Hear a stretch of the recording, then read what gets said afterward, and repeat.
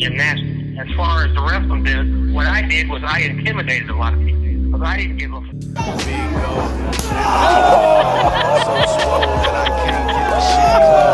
Welcome to Lila Studios. Today is Saturday. It is a Saturday, ladies and gentlemen. Not a Friday, but a Saturday. Today is Saturday, September 24th.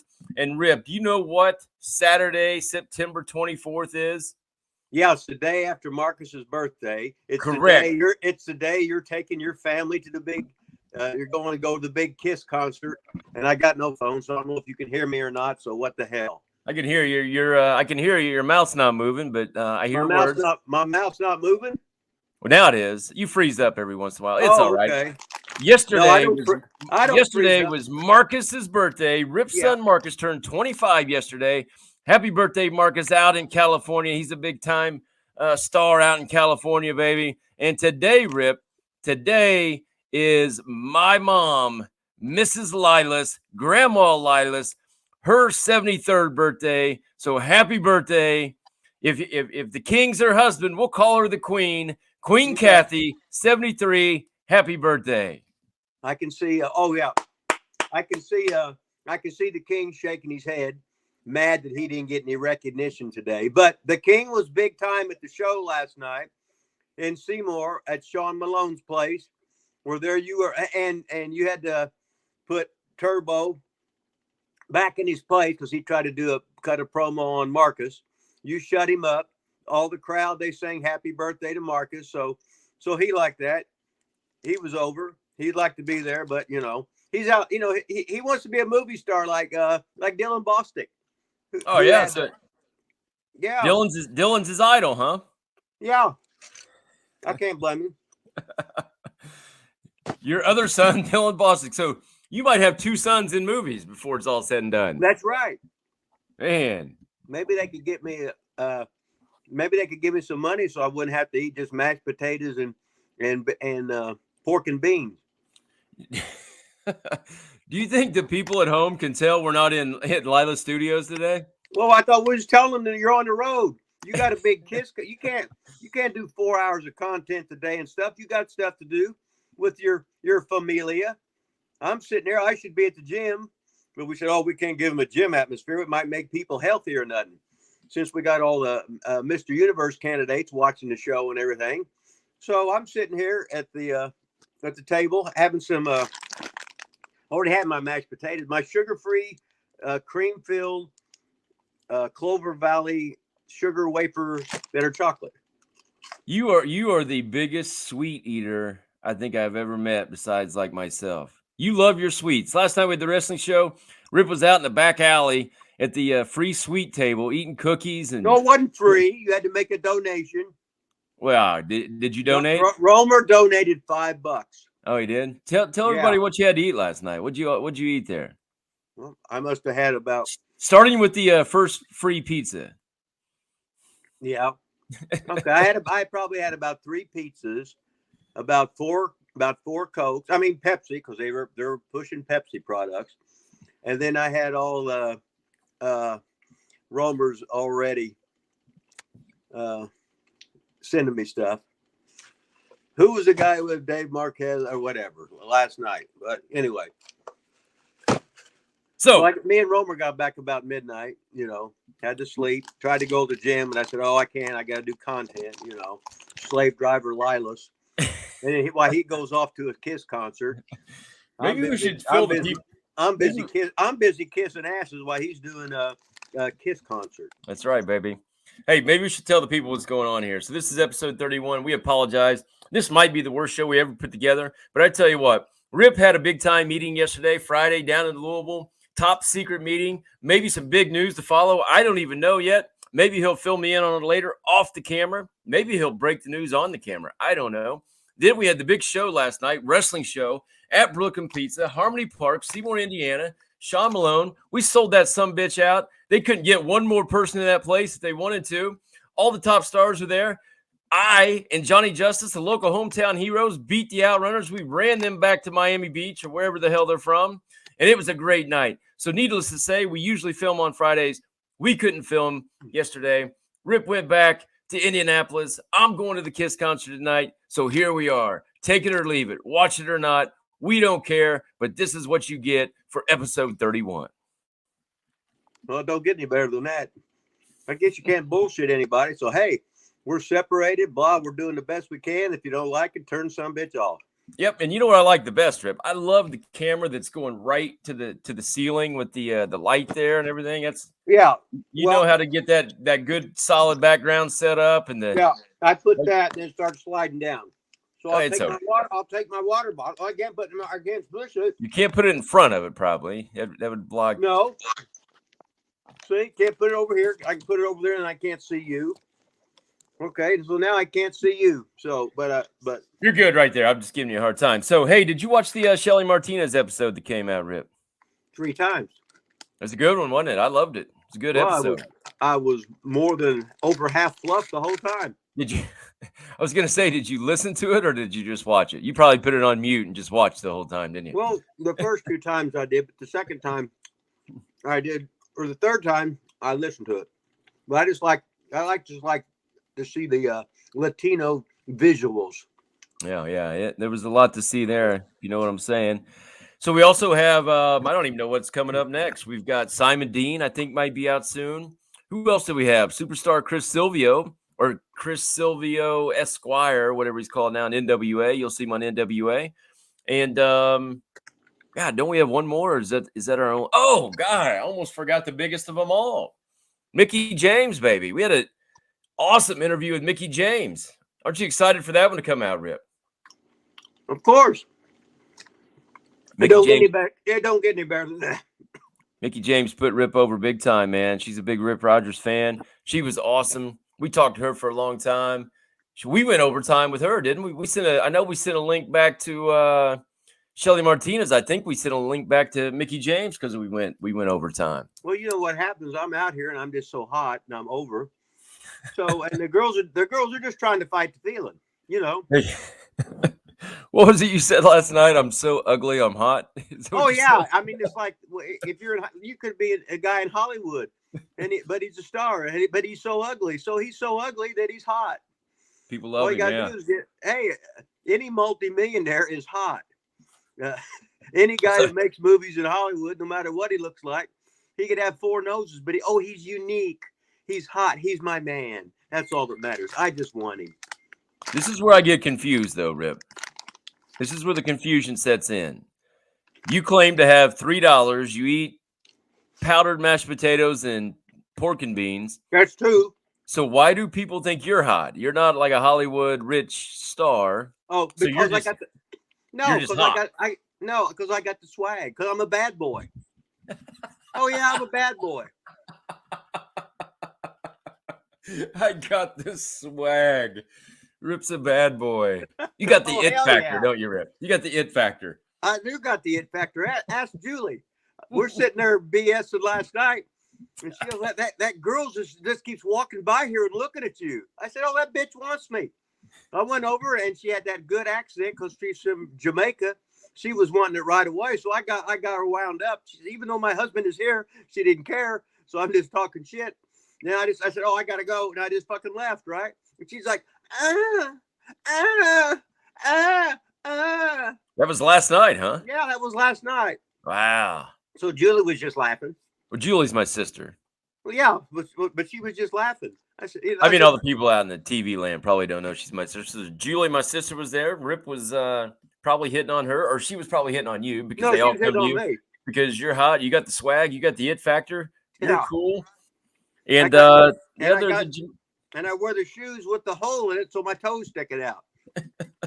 What you do when you give the bitches, I don't give a shit. While everybody else is trying to kiss their ass and all women be the biatches that they are in today's world, and then treat them like shit and they come right to you. That's my favorite, man. Dating advice from Rip Rogers. That should be a weekly segment. Rip's love line, dating advice. Treat them like shit, and they'll come right to you. Don't get no better than that. I'm not father of the year like you, or husband of the year, or nephew of the year, or cousin of the year, or Mr. Good Guy of the year. You know, and beating up Randy Floyd in the dressing room, trying to get he was trying to do. He was going to say something on, but I know he was going to say something devious. But since you're his godfather, like you did the deed, and you sent Randy run it again. I stood up for him, man. Yeah. What a baby face I was last night. What a good guy. I was the goodest of all good guys last night, Rip. Hometown hero. Had about 50 family members there. Sang happy birthday to Marcus. Stood up for Marcus with Randy Floyd. Ran the Outrunners out of town. I mean, I made it stop raining during our match. I mean, you did everything except, the only thing bad you did was you banned Manny Valverde from coming. Yep. Yeah, and that I thought you were going to say the only thing bad I did was wrestle. I just had to get the Weasel's name in there since he was. Yeah, what the hell? We're in Seymour, Indiana, the hometown of Manny the Weasel Valverde. Manny the Weasel Valverde, who messages me every Monday morning, wanting to know what time this show comes out. Manny the Weasel Valverde, who comments all the time on all our stuff, tells me what's good, what's bad, what to do. Manny the Weasel Valverde sends us his own photo 9,000 times when we were doing 5 photos every week. Manny the Weasel Valverde, who wanted me to come and get him in a limousine and take him to Lila Studios. We come to Manny the Weasel's hometown of Seymour, Indiana. And was he at the show last night, Rip? No, he was not. No, he said he was feeling ill. How in the hell? Well, I was feeling ill when I saw him getting undressed at the boys' club. I said, "Oh my God, that reminded me of the Jeffrey Dahmer movie." Did you think there was any way that Manny the Weasel would not be at that show last night? No, I thought he'd be there because he tried to weasel his way in for free. So I told Sean Malone, I said, make sure that some bitch pays double. Maybe that's why he didn't show up. Maybe he got the word that he was going to actually have to buy a ticket. Maybe he didn't. But he would have went around the back where you have to pay to get in, and they had all the food with the donations before you actually went through to pay. So he would have been at the table, not making any donations, but just eating free food. Man, I just can't believe it. Made no sense. That was the biggest disappointment of the night. Hey, give us something on last night, Rip. Give us a take on the show. Give us a take on our match. Rip came out with me and the other local hometown hero, Johnny Justice. I mean, tell the people how great I was last night or something, Rip. You know, I mean, come on. Well, you were doing a good job of doing it yourself. I don't need to hold your hand. I don't need to put you over. Nobody in the ring wanted to get in you because they afraid you might beat them half to death. They knew the king was there, and the king we had to unofficially ban from ringside because it would be an unfair advantage. Because the king is the only manager in the history of pro wrestling that has never been on a losing even fall. Never lost. The king so dominated, right? So that was an unfair advantage. So we said, King, could you just sit down in the stands and just be, because you had the grandkids there, so you can be Grandpa of the Year and Clint's Father of the Year and Vaughn's Father of the Year and whatever. And today's his mother's Kathy's birthday, so it's Mrs. Lilas's birthday today, Granny Lilas. So, Granny Lilas. So hey, I think she's 28 now. So can you believe that the king is so good at managing? Have you ever known anybody to be banned from ringside because they were such a great manager?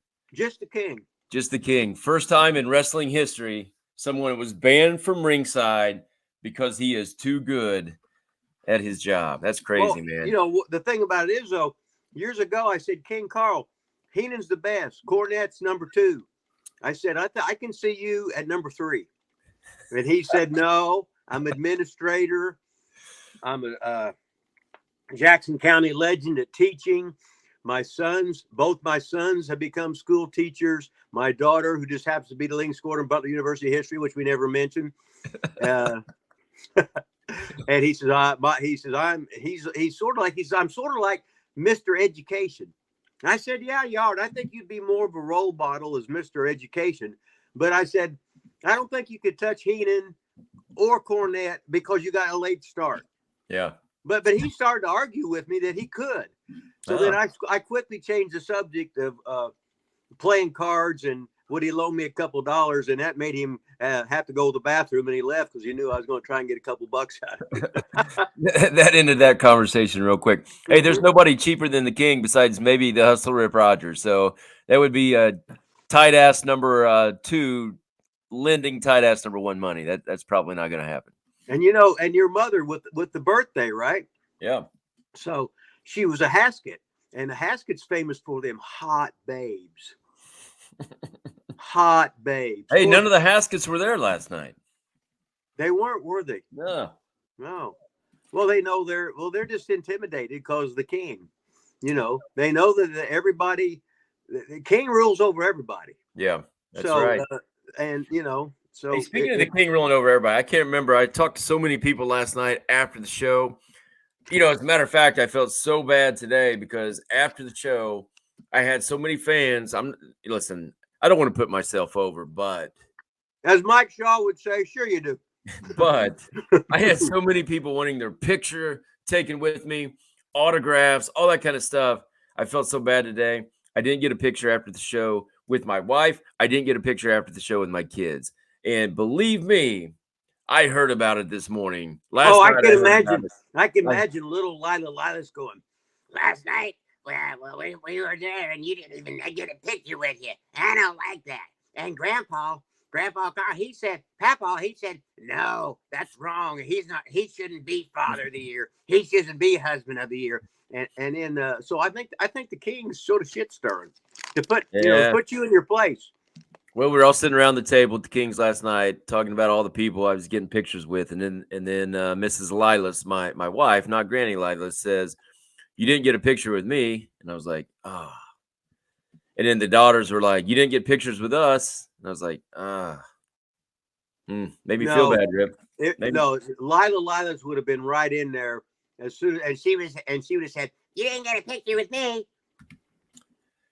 So the other thing about the King, did you see during the match when the Outrunners were obviously scared of me and Johnny Justice, and they took off running down the aisle of the middle of the crowd, and then I had to go run after him because somebody, not to mention any names, Rip Rogers, made the referee start counting, even though the bell hadn't rung to start the match. Kind of threw everything off just a little bit. Did you see us almost run over the King? No, he was baiting you. He was right in the middle. No, he was just making you think he was helpless, and then all of his hardcore fighting combat sports history was going to come out right there, and Turbo and the Turbo boys was going to whoop their ass right there, but he didn't want to get a DQ, but he was just putting them. He was just sort of bluffing them.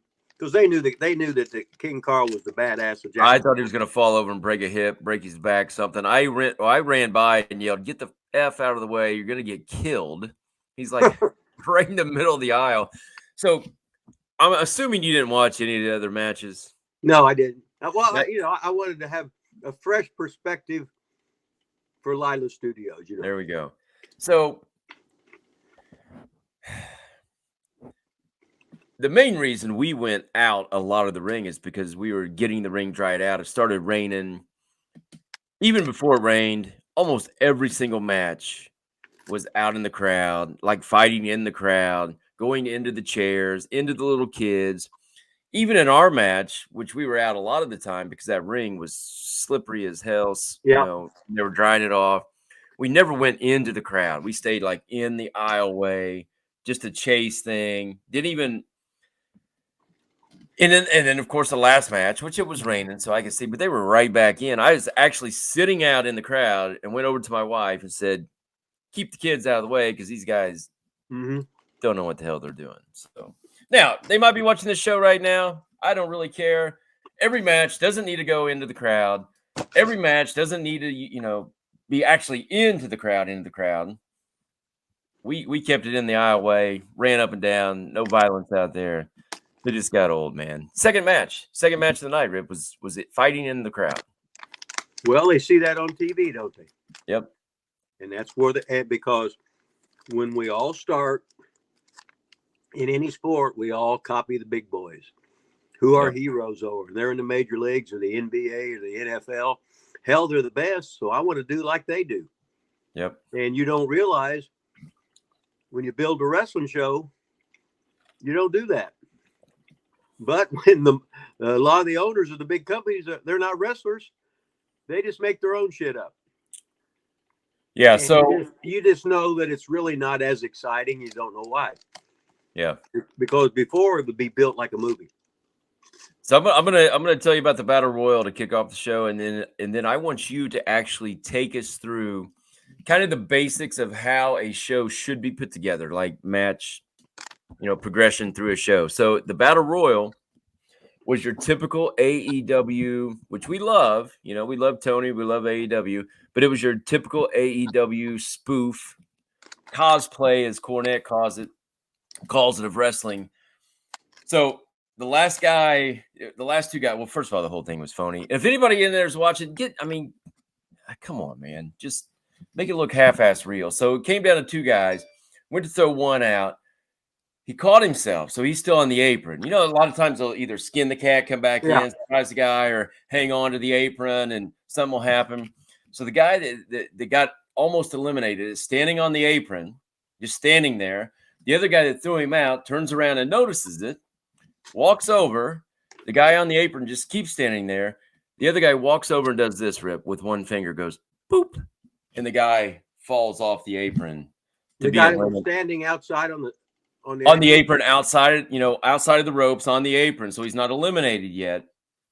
And the guy inside the ring does one finger, boop, and the guy takes the phony bump. Mm-hmm. So the guy wins in the ring. That's how they started the show, with phony bullshit. Well, you might as well just get a poster out there and say, "Ladies and gentlemen, this is phony bullshit pro wrestling. If you think it's real, do not come in here. It is phony as shit, but I got a lot of great food, and we got a lot of cool stuff, and have a good time." So I was sitting in the crowd. Mm-hmm. I was sitting with all my family in the crowd, which is phony too, but whatever. Everybody else is phony, so I don't give a shit. I was so tempted just to go in and get in that Battle Royal. I could hardly take it not just going in. The only thing I told her, I said, well, at least the only thing I was thinking, I was like, well, at least my shit's gonna look real after all. Like, it's gonna make me look, even though I'm 48 and can't really do anything, it's gonna make my shit look a lot more real than anything that we're watching right now. Well, you're correct. You're correct, Mundo, on all that. But such is today's wrestling. You watch a lot of Raw, AEW. The first match will be some kind of gimmick match. Yeah. Before, and I remember when we went down to NXT was in town, and we went, and Pat was there. Yep. And the one guy that got fired, he was bald-headed. Lars Sullivan. Yeah, that was the him. First match. Yes, and they attacked him from behind and to start the show. I think it was against that Malachi Black that just quit. I think so, but AEW. They had the two big enters, attacked him, and it was just brutal. The match was horrible. They don't have a fucking clue. I don't want to say they don't have a clue. But it was all violence, big spots. I remember like a power bomb on the outside of the apron, like everything in the first match. They threw everything at you, but the kitchen sink in match one. Right. And you don't have a guy Lars Sullivan size working in the first match. Okay, so go ahead and tell us. Take us through like the basics. It doesn't have to be every single show, but how a basic show would be put together. Okay. A lot of things in wrestling, all territories, they had rules which you'd get when you come in, and you didn't break them. You break them once and you get warned. But anyway, it'd be like, first match, stay in the ring. Don't even obey the referee. Referee catches guys. Don't do a bunch of false finishes in the first match. We want it so a false finish will mean something. So you might have the first two matches, there's no false finishes. Then all of a sudden, the third match, there's a goddamn small package. All of a sudden, oh, shit. Because you hadn't seen it yet. But general rules, you wouldn't go outside till after the intermission. Okay. You would never use an object or a gimmick until after the intermission. Sometimes there would never be a guy just putting his shoulder up until the main event, so it meant something. It's like baseball. First guys take a hit, get hit by a pitch. Just get on first base. Now, sacrifice him over or hit behind the runner to get him to second scoring position. 3, 4, and 5, you got a chance to drive him in so we can get a run. It's a team game. There's things you do. The first batter up, he ain't swinging for the fences. He's trying to get on base. What the hell? Yep. So the show should build. Yeah, it's like a goddamn movie. Excuse me. Now, with that being said, and I think I've heard your opinion on this. I can't really remember. I know the show's supposed to build. What's your opinion on the match right before the main event? Some people say there's it's like Hogan and Andre, right? They had the slam match. The psychology of the match is whoever slammed there was a winner. So it's not a trying to win thing. So that's when Randy Savage had that big choreographed match with Ricky Steamboat. Was that before that? Right. It was right before that. Right before it. Okay. That's why you remember it even more, because there was no real wrestling in the main event.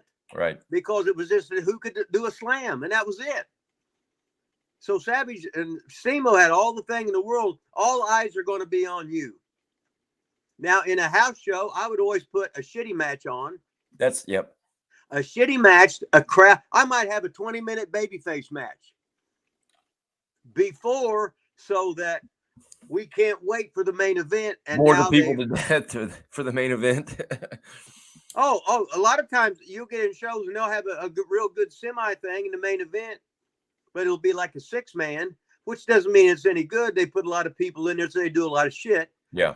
And then people that don't even know what a good match is anyway, just like the boys don't know what a good match is. Right. They'll leave because, my son worked that match. That's all I wanted to see. Yeah. So then 20% of the house will leave, and they don't even watch the main event. And the main event is the one that gets credit for the house.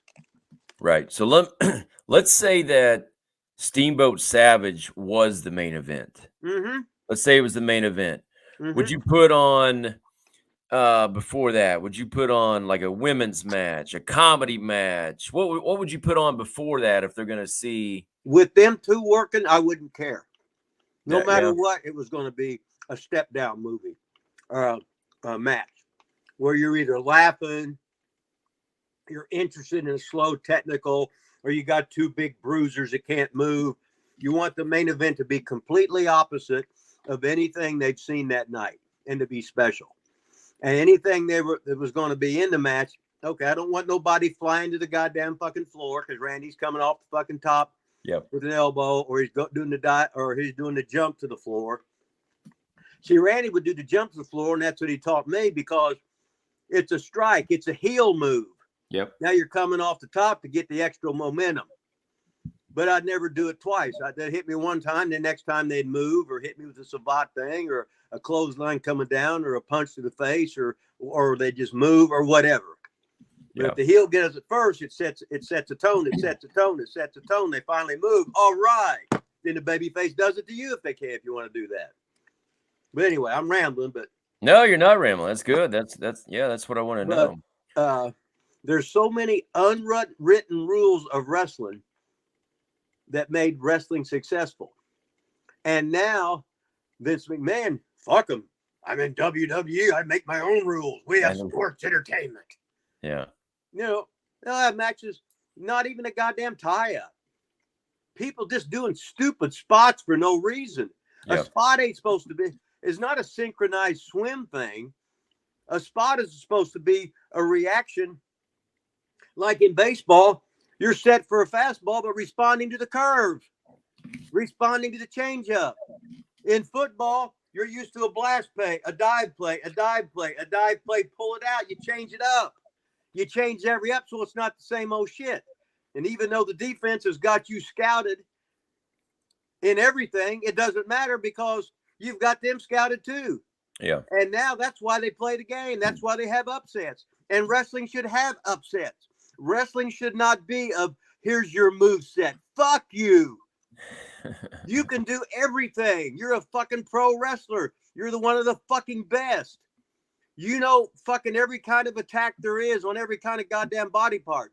Well, we've seen Von Lilas tonight, and usually he's a bruiser, and he was strictly finesse tonight. And It's like when Brock Lesnar's in MMA. He's a really great beast wrestler, and you see him striking all the time. Fuck the strikes. Nobody can beat you wrestling. Yeah. So what's Sometimes we overthink. Yeah, so what's your opinion then? Because people have different opinions, including Cornette. That's who I listen to a lot, and everybody really that I've. What's your opinion? Obviously, it sounds like you think people should lose or get upset or whatever. So what's your opinion on a loss burying somebody? You hear that all the time. Well, he's buried because he lost. Who says that? That's a terminology made up by Marx. Is it? Oh, there didn't used to be no fucking word like that in the we got to slow down on these F-bombs, Rip. Okay. Well, I get excited, Yeah, I know. I'm like Jimmy. That's fine. I like the excitement. We just got to slow down these F-bombs just a little bit. All right. I'm getting Barry, so you don't like that. You think upsets are fine and good. There's an upset in every sport, ain't there? Yeah. All the time. What's Notre Dame's record this year in football? Probably like 0 something too. Okay. It's horrible, right?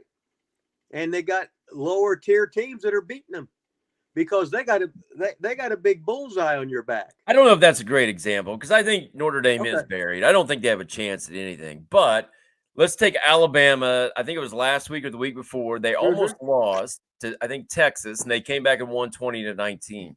Now, if Bama would have lost that game and then ran the table, how college is, they still would have. Could have got beaten. They could still not be number one because they improved. Right. Yeah, they could. So, they easily could have lost that game. They kicked like a last-second field goal. They could have lost, but that doesn't mean necessarily they were buried. They would have been buried for that day, but they could have still made it.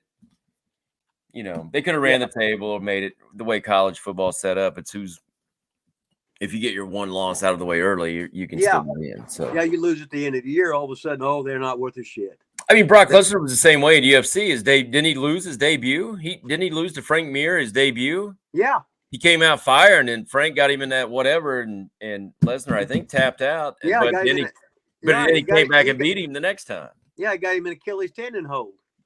But then Lesnar beat him. So, I mean, yep. So, now, this is kind of along those lines a little bit. So, Braun Strowman, the big giant Braun Strowman? He's back in WWE, right? Yeah. So, kind of to push him, as big killer guy, monster, I don't know, killer, monster, whatever. Right. He comes out and destroys a couple guys on Monday Night Raw.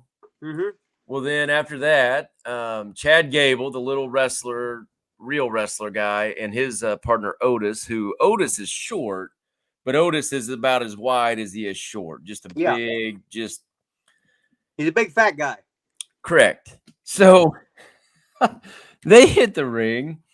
And Otis slams Strowman. Okay. And then Strowman's like, I bet you can't do that again. And then they bail. And they're like up on the ramp. And Strowman gets the mic and says, I bet you can't do that again. And then they just were like, piss on it and leave. Okay. So now. So Cornette, let me tell you what Cornette says first, which is actually my opinion before I even listen to Cornette. He related it all the way back to like Big John Studd when he was doing Nobody Can Slam Me. And they milked that thing for 2 years or something. Right. Strowman is bigger probably than Big John Studd, and there's nobody big now. And you're going to have him slammed on. Does that just mean slams don't mean anything now? I don't get it. Like, I don't get why you bring this huge guy back and have him body slammed on week 2. Well, because they're stupid. Well, it's like you used to get Cornette's book out. You can look at his book. He said, "Well, this is what you'll be doing 12 months from now." Yeah. And now, who'd we just have? We just interviewed somebody that. Oh, Nova. Remember, Simon Dean said he came in OVW, and Cornette said, "Here's 6 months. Here's what you're gonna do." And Nova said everything was right on. Nothing changed. 6 months. That's what we did. He beat John Cena first night in, remember? Yeah, I don't get it, man. I just don't understand. Well, they got agents bookers where you would, it might come in and say, okay, you're going to do this the first year. The second year, you're going to tease being a fucking heel. Finally, at the end of the second year, you're turning heel. You're going to have a 9-month run as a fucking heel. Then you're going to turn babyface for the next 2 years, and then we're going to hurt you and you're gone. So your kid can graduate from high school. You can stay here the whole time. You know what I mean? That's what they would do to you. So do you think that just doesn't happen these days at all? Do they not? No, it don't happen. It You don't think so? Like it's a week-to-week deal? Like Vince was always said, ripping up scripts day of, and so you don't think they plan? A lot of guys would be writing a WWE show, and then all of a sudden Vince is writing the show, ripping it up and rewriting the son of a bitch himself. Yeah. You know, that's problem when you don't have a telepathic thing to what he really wants, you know. And and Vince wrote TV so much himself that he's fucking he's senile like me. He can't remember nothing. He can't remember. Right. So everything Rip says on here, just don't even consider it because he's senile. Yeah, I'm senile. Short-term memory loss. But if you're the boss, this is your vision. You got to explain it to everybody, but still you got to give them your bullet points of what you want, and it's up for them to storytell with it. Yeah. And then to run it by you, and then you maybe say, okay, let's tweak this a little bit. That's what Ron Fuller would do. He'd say, give me a 10-week program. I'll give him a 10-week program. He said, well, we did something like this how many years ago with this guy? And let's reverse this and this, because then this will make a little bit more sense leading into this. I said, yeah, you're right, that does. He goes, well, hell, I've done this a while. You know what I mean? Right, yeah. But he wants to give you the ball and a chance to run with it. Right. And he don't want to have to mess with it because his brain's fried too, because he's done TV. He's been in the wrestling business 50 some years. Yeah. Usually writing his own TVs and stuff. Being a boss, being a booker.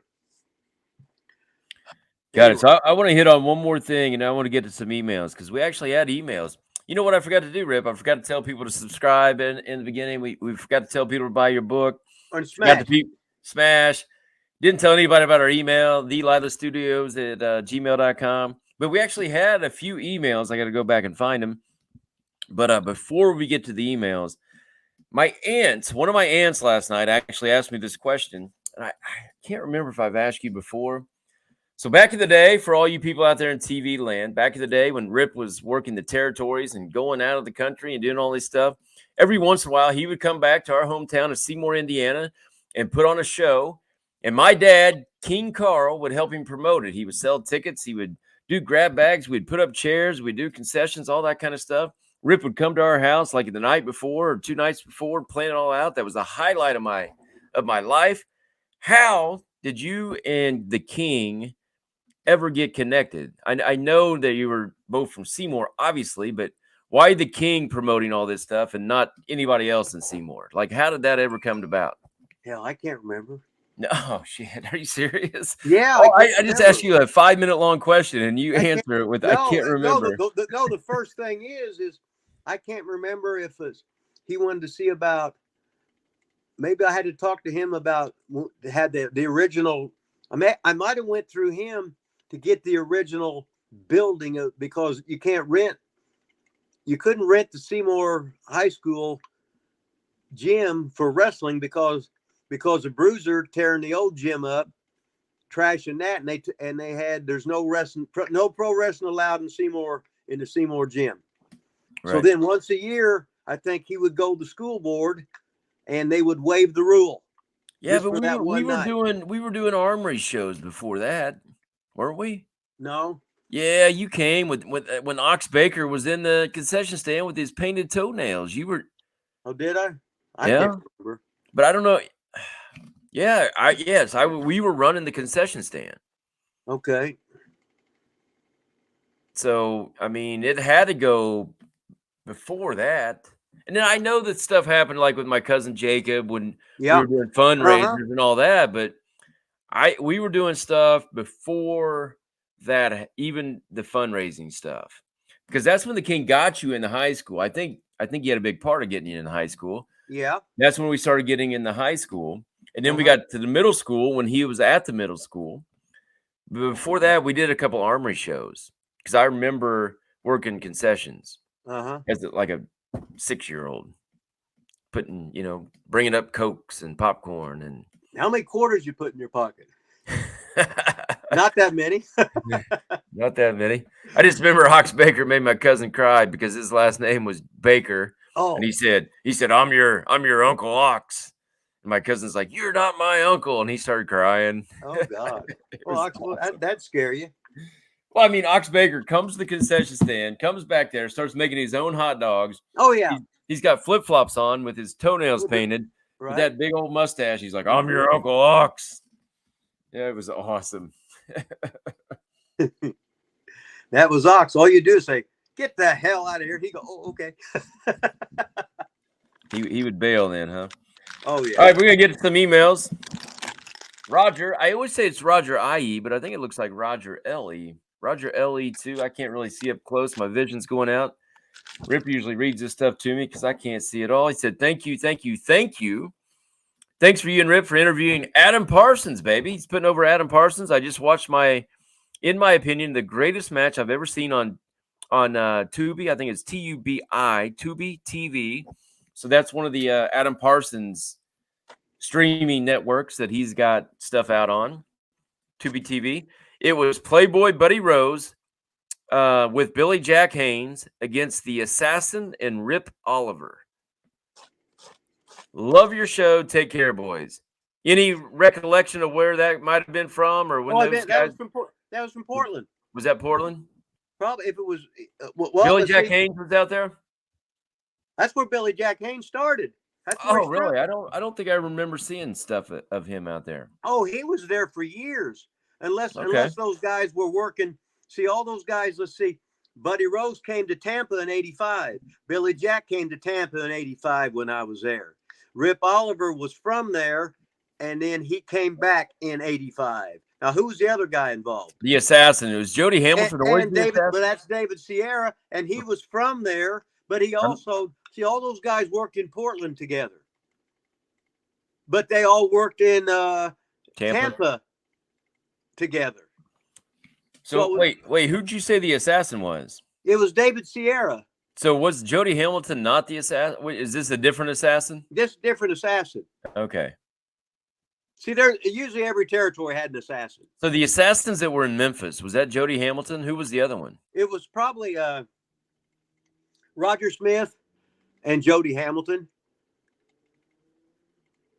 Roger Smith was Dirty Rhodes. Oh, was it really? Yeah, under the hood. He was the other assassin? Yeah. Oh my God, I didn't know that. I remember Dirty. Yeah. Wow. Yeah, almost every territory would have an assassin because you could put a hood on anybody and they were the assassin. And a lot of times it was an older guy, a real pro that had been there for years, and he just tried to change the way, or he had worked there for so many years as just a name, Billy Smith. That's just a name. Yeah. And they know it's Billy Smith, so they're tired of seeing Billy Smith, so they put a mask on him. We know that's you, Billy Smith. This manager was Mickey Poole in Memphis. We know that's you, Mickey Poole. He'd turn around and lift the mask up and stick his tongue out. Pull it back down. Then they go for the mask and they never get it. And the place would go nuts when they go for the mask. All right, Rip. We got an email from Stay Classy Chappie. Oh, he was. Well, it could be a she. Yeah. You don't know that it's a he. Oh yeah. It could be a she.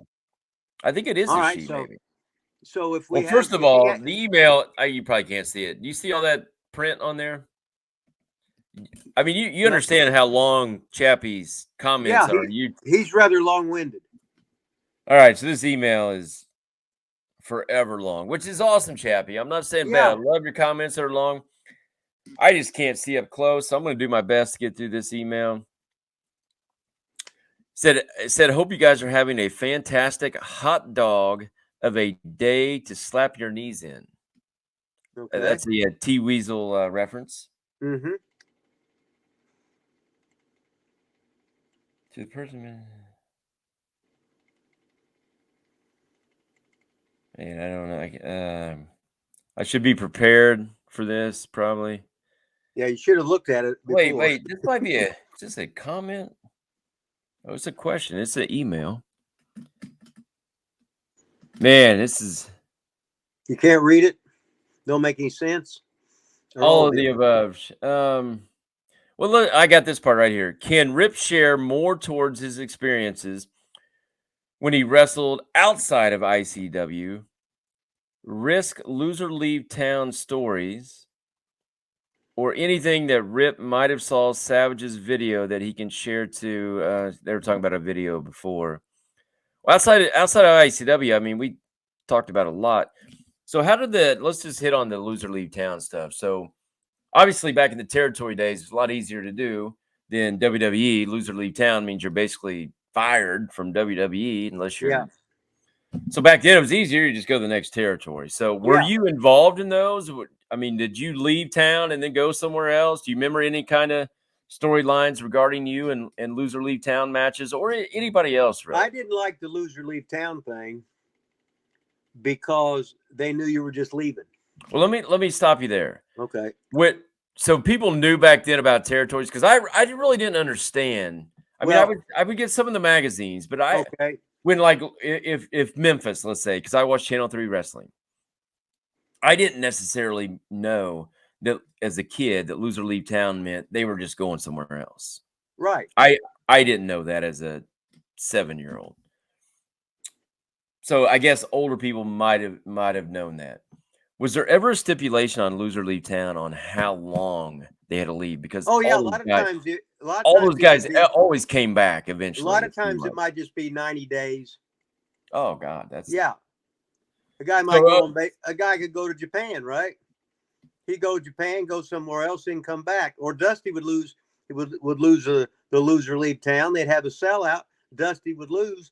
Then he'd disappear for a week. Then the next week, the week after that, a mysterious masked guy walking and talking like Dusty Rhodes would be the Midnight Rider's here, baby.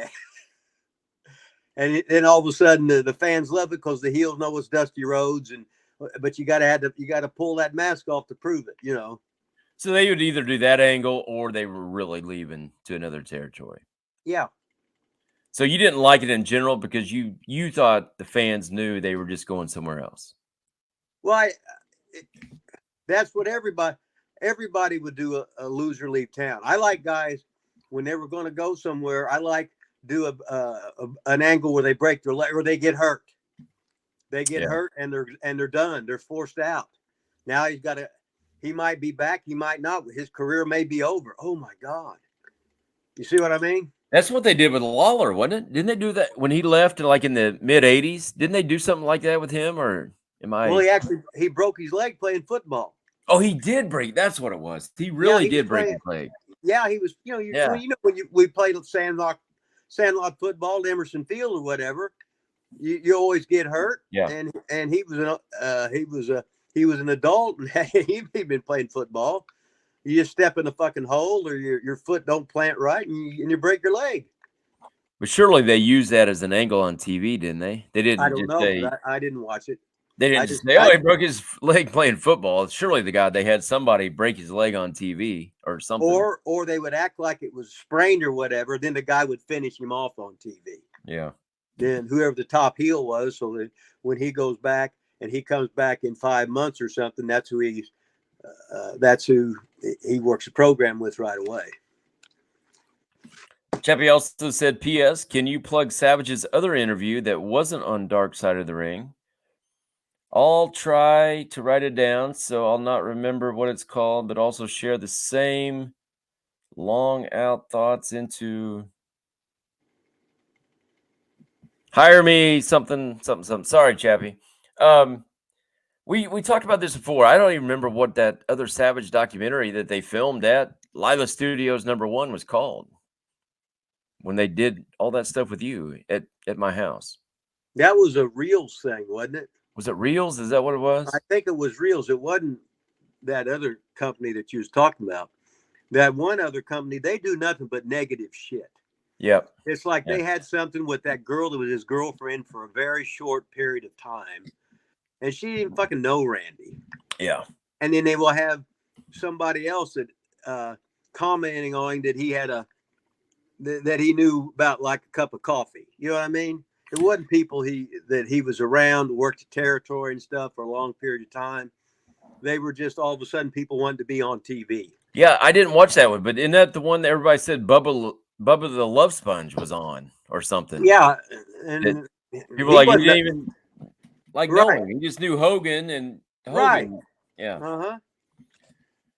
Okay, we got Michael Costello, he's sending in a bunch of stuff and a big fan of the show, big supporting person of the show. I heard a story about a recent encounter by W. Morrissey. Do you know W. Morrissey? So W. Morrissey was in, remember when Enzo and Big Cass, did you ever see them in WWE? Enzo, the little mouthpiece, and then he had the big. I know who they were. So he's called W. Morrissey now. I think his real name's Oh. like William Morrissey. He's in AEW because Is they that hired Enzo or the other guy? the other guy, the big tall guy. Okay. It said where some fans somehow found themselves backstage without being stopped by any security and ran into him coming out of the bathroom and asked for his photo. He initially agreed and then asked if they had authorization to be back there. And they got hot about that and wrote into a wrestling show about a sour experience with him. Well, they're the assholes. They're not supposed to be back there. And if he would have took a picture with him and somebody found out about that, it would have been his ass and he would have got fired and he'd have his fucking balls railed. They're the bad guys, not him. They ain't supposed to be back there. Fuck them. Agree 100%. And then to finish it off, he says, what do you and Rip do in these situations, and how's it different from now from the 80s? Like, if somebody would have done that back in the 80s, how would that have been handled? What would have happened? Well, I remember Ted DiBiase was a heel in Watts. Some guy followed him back to the fucking dressing room. So the fucking cops grabbed him, threw him in the other fucking room. What's said, the F-bombs, Rip? We're getting a little. I Okay. like your fire. I like your fire, baby, but we got to. Okay. I don't even know I'm saying it. the cops stood outside the room, and DiBiase's about 6'6" at that time. Weighed about 278, 280. He says, you do whatever you want with him. And this guy just like shitting his pants. And Cops DiBiase said that to DiBiase? Yeah, do whatever you want to with it. No, this is Louisiana. Was the most corrupt state in the world. Yeah. So these guys would be scared. It'd be scared to death. Because Watts, if you worked for Watts, you had to be tough and you had to be a fighter, or he didn't even use you. And if you lost the fight, you was gone. That's wild. Yeah, because No, I agree. If this email from Michael Costello is true, and that's how it all went down, then yeah, I wouldn't get. I'd tell him to get the. Even last night at Brooklyn Pizza, like when we were dressing in the house next door, if some fans just started coming in the house, I'd say get the hell out of here. Fuck out of here. Yeah. Yeah, there's no room for that. I mean, okay, we got an email rip from Tim Burkett. I think he might be, it's the first time I've seen this name. Birkett, Tim Burkett, baby. Thanks for listening. And he signed off as Timmy B. So we got a new fan, Rip. Timmy B coming into Lila Studio says, what are your memories of working for Brian Dixon in the UK in the early 90s? Were you there? Yeah. Brian Dixon? Yeah. I've never heard you mention Brian Dixon in the UK. That was All-Star Wrestling. That's when I was with Regal. That's when Regal lived with me. So this was in 92. I lived in Austria and Germany with Regal. Then they had a tour of Dortmund, and that thing canceled. The sponsor canceled. So was this in the Max Payne days when we had him on? Was he there too? Was that when he was there? Yeah, Max was there. Okay, but then we went. So we went to England, and I worked I lived at Regal's house, and I worked every night. Usually, I worked with Regal every night, and that was where I tore my quad and wrestled 40 minutes with a torn quad, and it's still torn. That's when you did it. Yeah, remember when Triple H always had the quad injury? And he was. Oh my God, my shit, my thigh's still all rolled up here. Fucking pussy. That's awesome. Excuse me, fucking pussies. Well, then the second part was, I know you worked with Regal, But what are your memories of the other wrestlers at the shows? Do you remember any other wrestlers from that time? Max Payne? Anybody else? Oh, wait a minute. Are you talking about Austria, Germany? You talking Well, about this in England? question is from Brian Dixon in the UK. Okay, okay. Yeah, I can see their faces. The names, I'd have to look at the old program and stuff. Yeah. Oh, yeah. There's Doc Dean, but Doc Dean died a few months ago. Guys that were there, the original Kendall Nagasaki, he was there, the English guy. Haystacks was there, who was the giant that came to work for WCW. I can't remember what Luke was his name. But yeah, I was with them while I was there, and we hung around, fucked around, whatever. And we was driving the English cars on the other side of the road. and the driver's on the right side instead of the left, or they're on the other side. So it's all completely different. And gas was about $6 and something a gallon then. Holy shit. But then again, in England, it's about the size of Indiana is what it is. It's a rib, and their cars got like 60 miles to the gallon because they didn't have all the strict regulations that the United States has. And you got some wrinkly hands there, Rip. Wrinkly. Oh, okay. Well, this a note came down. Yeah, I know you're popular, man. You get a lot of messages coming. Oh, what can you say? You know, sometimes it's from men, sometimes it's from women, sometimes it's from bisexual, trisexual midgets. Who knows? You know, it's always an adventure here. All right. So was that the story going to England when you said somebody called you and said, "Hey, can you go to England like tomorrow?" And you said, "Yeah." No, that was South Africa. That was South. Okay. Now South Africa, there was a plane crash, and a couple wrestlers going to South Africa died.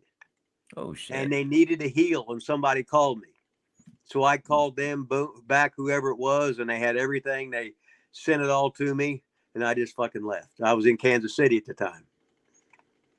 Did that stuff ever scare you? Like, oh my God, I'm just going to South Africa. I don't know what I'm getting myself into. What's so funny is it was like an adrenaline rush, the adventure. I'm going there, and I said, well, hell, I don't even know what language. And I had to call somebody, but you had to have your money converted to rand instead of US, right? And then you see all the cars, everybody that had a car, they were all new cars. It was only rich people and dirt poor people. Yep. And they had the Indian or the fucking Pakis, when I went there, they still had apartheid. So, yeah. And so they had the hot, darker hued maid, which I was wanting her, Tia. Oh my God. Oh yeah.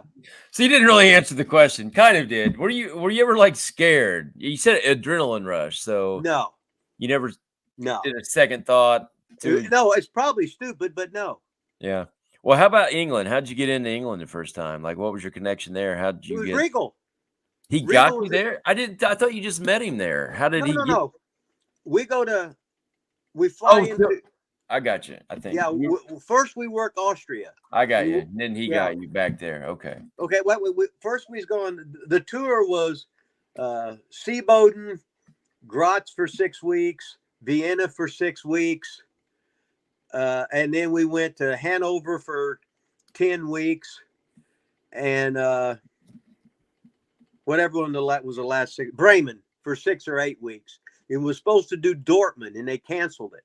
So we had like 3 to 4 weeks off. So Regal said, "Let's go home. And we'll go to work for Dixon." I said, "Okay, let's do that." So he just called him up. Boom, he was there. That's awesome. Yeah. So then all of a sudden, now I'm learning to work. Now I'm working the round system, right? So you went from there straight to England, or did you go home to the States? Oh, no. Went from Germany, where I was at, and we took a train there. Man, that's wild. No, that's what's so funny is people think there's only WWE. Excuse me, fuck WWE. Well, the thing is, like when WWE goes to those tours, it's still the WWE. Whether they're going to England or It Germany. ain't no big deal. It's the same thing. It's not like you going to different promoters, different companies, different, everything's different. Taking a train from there to there. It's not Right. It's not WWE, which Right. Yeah. really, if you're in WWE, it doesn't matter where you No, work. they use a WWE. It's the same thing. If it's me working against you in WWE, it's me working against you and doing the same old shit, the same old match. We're just in a different country. Yeah. But I'm all of a sudden I could be working in a 14-foot ring in England. I could be working a 24-foot boxing ring in South Africa. And you're not working for Vince McMahon. You're working for whoever. Yeah. There I was working for Ajit Mahara and Ray Harry Prasad. Yeah. Two packies. Yeah. Totally different. Yeah. And they're not even smart to the business. And so I work a fight with Tiger Jeet Singh, and the guy pulls out a gun. And he's shaking like this. That's awesome. Ray Harry Prasad, he had the broken nose, whatever. And then there was the other guy was Ajit said he said I will get you any woman you want, because he liked this one girl, but she liked me. But that was his secretary, but she wouldn't have nothing to do with him. So I put some swag on her, and she was all over me. He goes, please do not fuck her. I want her. I said, well, get me Doggendorf was there. You know Doggendorf, right? Yeah, we're not getting back into all that story. We've heard that. No. Wait a minute, but he was there with me, right? Yeah. So, but anyway, so I said, no, me and Dog got the 5-star hotels with all the food we wanted. All we had to do was sign. That's awesome. So, but I had to quit doing that one girl. That was the only thing, huh? Yes. All right, we got an email from Buckshot. Oh, shit, Buckshot. All you right. know Buckshot? No. No. Okay. Hello, Rip and Lilas. It's Buckshot Kid. Well, shit. All right. We should know him then, I guess. Hope all is well. Question. When did you first, this probably came from last week when the pizza guy and the leg slap we were talking about. When did you first notice people were slapping their legs? And have you ever trained someone that slapped themselves?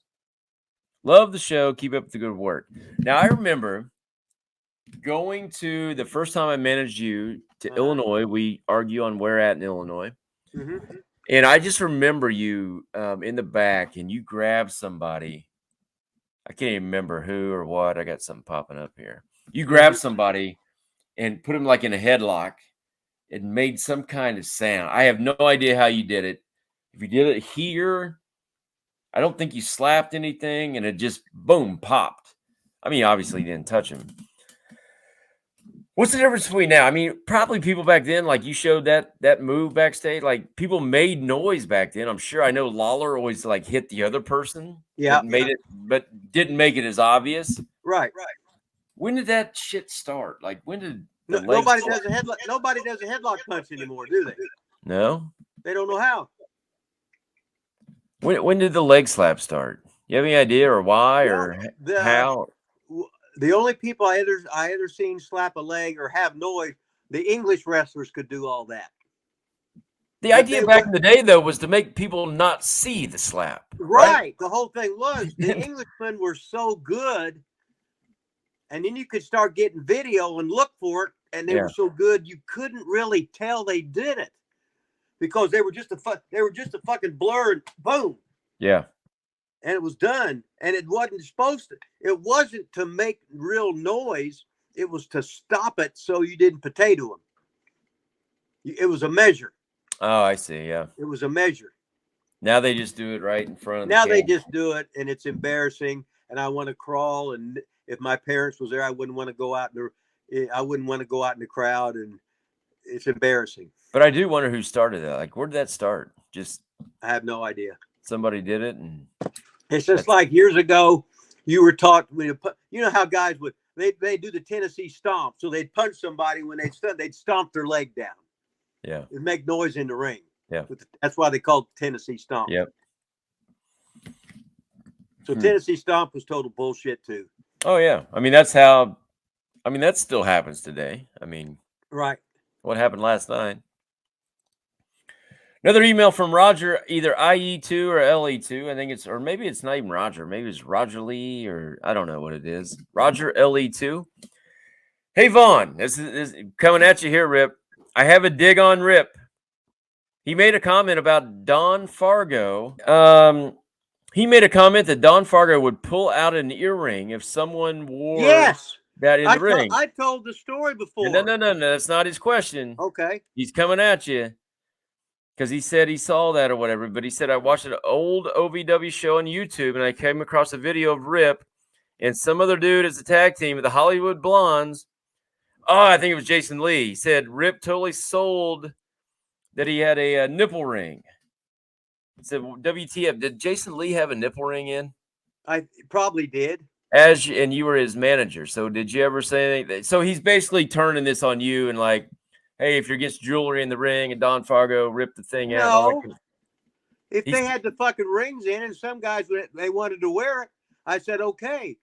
But it's okay with me if you bust their eye and if you pull that nipple ring out, and if you guys want to fight over it or pay for a hospital bill, that's on you. But I'm not going to tell you not to do that. I'm going to warn you about it, whatever. But guys still are going to do what that there ain't official thing. A lot of places you are not allowed jewelry in the ring. Oh, wait, this is the Hollywood Blondes. Some of the dudes that tag team No. Hollywood Blondes. Hollywood Blondes, that was me in '84. That wouldn't be a nipple ring. Rip, No. well, maybe it was somebody else. It says Rip totally sold. Well, it says his partner's nipple ring. I know Fargo didn't have a nipple ring. No. I told you. I mean, not Fargo, but who was your Ted Oates was Ted Oates was my partner as a Hollywood Blonde. Yeah. I have no idea what he's talking about. I don't really. He didn't have no nipple ring. But I feel like Jason Lee did in the Suicide Blondes. I feel like he might have. So you're just saying basically, hey, you're a dumbass for wearing it out there. If they rip it out, that's on you. Yes. Yeah. Because you're just stupid. You don't understand the business. All the young guys, they want to test every rule. Then when it happens, I guess you was right. And a lot of times I tell a guy, well, go ahead and rip it out.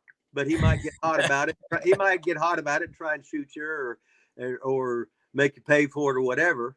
But Don Fargo didn't give a shit. Yeah. That's like when the Hardy Boys would wear that stupid jewelry, or they'd have their fucking with their ears was like a silver dollar hole in there. Yep. Yeah. How do you not just rip their ear? But they just brought up where wrestling was always phony anyway, so there's no amount of realism in it. Right. You know, they just do stuff. They just do cool moves because there's no psychology, none. Cool moves, baby. Cool moves is where it's at. Not. How many cool moves did I do last night? Probably the same as many as I did in my career. 0. Do you know how sore I am today? And I did nothing. Right. Susio, I can't remember. There was something on Facebook or whatever, and Susio said, "Are you gonna wear your tights that say like no bump on it?" I said, "That's the only tights I own, baby. I didn't take one bump last night. My shoulder hurts so bad, my back, my hands. I didn't do anything last night, and I'm just sore as can be." Well, what's the first when you went back to college baseball, and it's the first day you're throwing. Yeah. The next day, you couldn't hardly lift your arm up to throw, could you? Yeah, it's just the movement you're not used to. It's just a different movement. In 2 weeks, you got to start over. Yeah. In any sport, any strange movement.